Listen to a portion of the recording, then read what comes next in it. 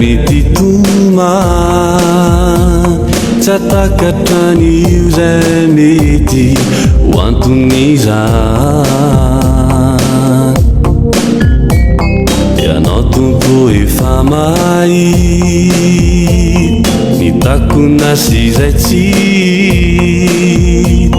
F'izaho tsy malalaka mety hisalasany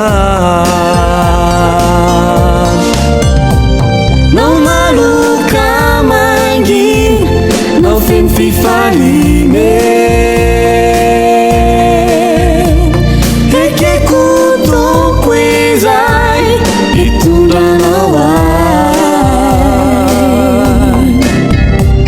Tsy amezantsiny anao, raha tsy mety zay atao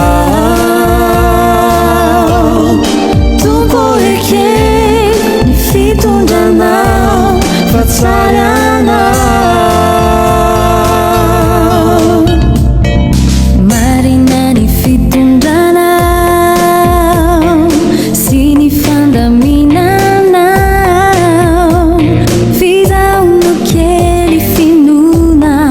kamanay Na mandalo aizina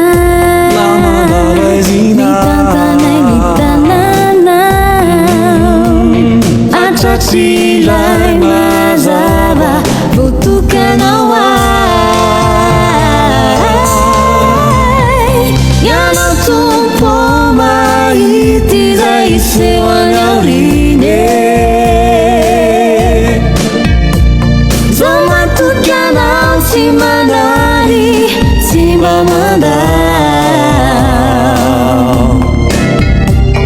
Na kely finoko aza vely toloko fizaho Tantano hatrany, vimbino hatrany fa tsara anao Ianao tompo mahita izay iseho any aoriany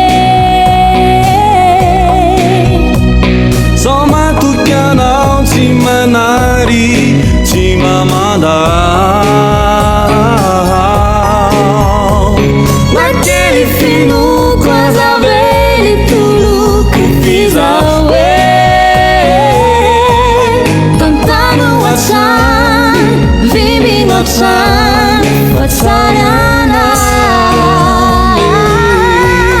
Tantano hatrany, vimbino hatrany